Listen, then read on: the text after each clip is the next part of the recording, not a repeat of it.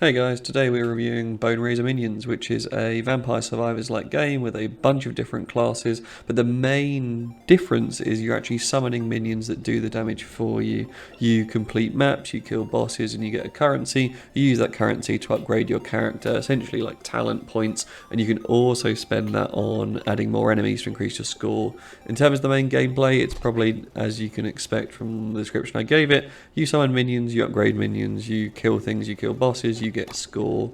The different classes interact with the minions in different ways. So for example, there is a zombie minion. I've taken the zombie minion. If the zombie minion gets a final hit on a human character, it then summons another zombie minion. This is kind of a cool mechanic, and it's sort of the innovation that comes from Boneraiser Minions.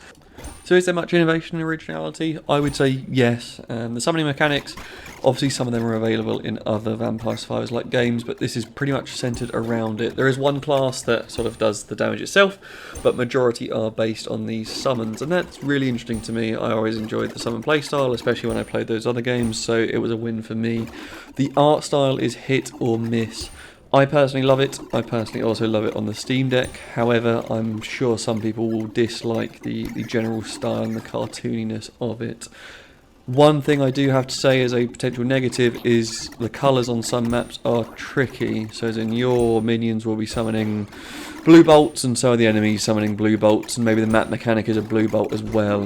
This makes it sometimes tricky to dodge, and sometimes you feel like you're getting hit by things that you can't really control. That's probably the main negative to it, because so many guides tend to ignore it. I'm just going to say, on the Steam Deck it runs incredibly well. There are some Vampire Survivors like games where towards the end there are certain mechanics that make it impossible to play, or very stuttery, very laggy. I'm running the 1 terabyte OLED model, and this game has never caused it to drop essentially from max FPS at 45 frames per second. So from my side, fantastic on the Steam Deck. I much prefer the art style on the Steam Deck as well, and the OLED model makes some of those blacks pop, which is really, really nice.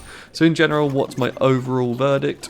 I think I would realistically have to give this a solid 9 out of 10, but as mentioned, this is very much a game that suits me. I really like Summoner playstyles, I really like Vampire Survivors, I really like Steam Deck games as well, just something that's easy to pick up, put down.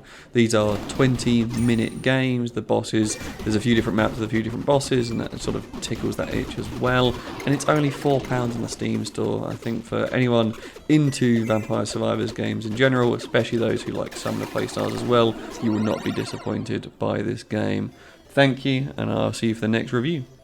£4 on the Steam store, which is ridiculously cheap. It's less than a coffee in England, so I'd advise, please, seriously, check out this Vampire Survivors like games. If you're into Vampire Survivors like games generally, and you will not be disappointed.